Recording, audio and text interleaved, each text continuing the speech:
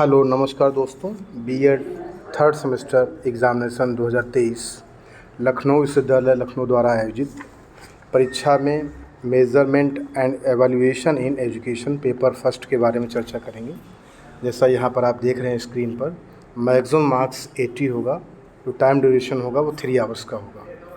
यहाँ पर सबसे अच्छी बात यह है कि किन्हीं 5 प्रश्नों के उत्तर देने हैं और सभी प्रश्नों के अंक समान हैं। 16 5 जा 80 अर्थात 16 मार्क्स का एक क्वेश्चन रहेगा। तो सबसे पहला प्रश्न यहाँ पूछा गया है वो यहाँ पर स्क्रीन पर दिया है। मूल्यांकन से आप क्या समझते हैं?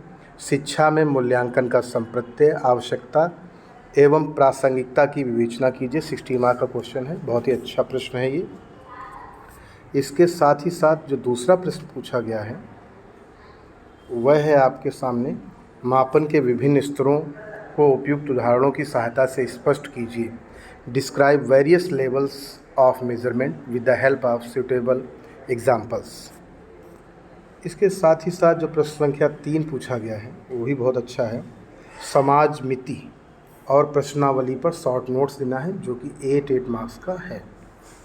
इसके साथ ही साथ जो प्रश्न संख्या 4 पूछा गया है वह है कि एक अच्छे मापन उपकरण की मूलभूत विशेषताओं की विवेचना कीजिए।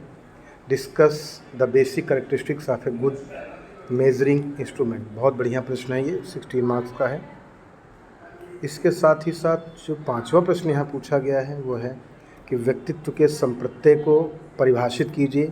हम व्यक्तित्व का मापन किस प्रकार से करते हैं? व्यक्तित्व आकलन के प्रक्षेपी विधि का वर्णन कीजिए। बहुत ही अच्छा प्रश्न है ये।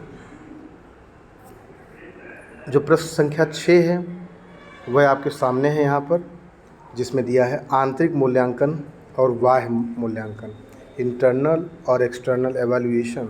ये भी 8 मार्क्स का क्वेश्चन है। और जो प्रश्न संख्या 7 यहाँ पर पूछा गया है वह है what do you understand by summative evaluation, अर्थात योगात्मक मूल्यांकन से आप क्या समझते हैं? योगात्मक तथा संरचनात्मक मूल्यांकन के मध्य अंतर स्पष्ट कीजिए। ये 16 मार्क्स का क्वेश्चन है। इसी के साथ एक और शॉर्ट नोट पूछा गया है, बहुत ही अच्छा प्रश्न ये भी है, बहुत बार पूछा। निकट संदर्भित परीक्षण और मानक संदर्भित परीक्षण, criterion reference test, non reference test. तो बहुत अच्छा प्रश्न ये है, 8 मार्क्स की क्वेश्चन है ये। इसके साथ ही साथ जो प्रश्न संख्या 9 है वह है केंद्रीय प्रवृत्ति के माप से आप क्या समझते हैं? इसकी उपयोगिता को अपने शब्दों में समझाइए। तो यहाँ मीन मीडियन मोड को बताना है। ये भी 16 मार्क का क्वेश्चन है, बहुत अच्छा प्रश्न है। अब जो है अंतिम प्रश्न के बारे में हम यहाँ चर्चा करेंगे, जैसे आपके सामने यहाँ दिया हुआ है। Find out standard deviation of the following data. तो यहाँ पर आपको SD निकालना है। तो बहुत ही अच्छा प्रश्न है ये, आप सामने देखते रहिए इसको। इस प्रकार से आप यहाँ पर F दिया है, CI दिया है।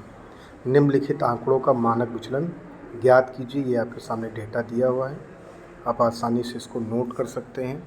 तो अगर आपको मेरा वीडियो पसंद आया हो तो लाइक शेयर ज़रूर करें और मेरा चैनल सब्सक्राइब अवश्य कर लें, जिससे टीचर रिक्रूटमेंट से रिलेटेड कोई भी जानकारी सबसे पहले आप तक पहुंच सके। धन्यवाद मित्रों।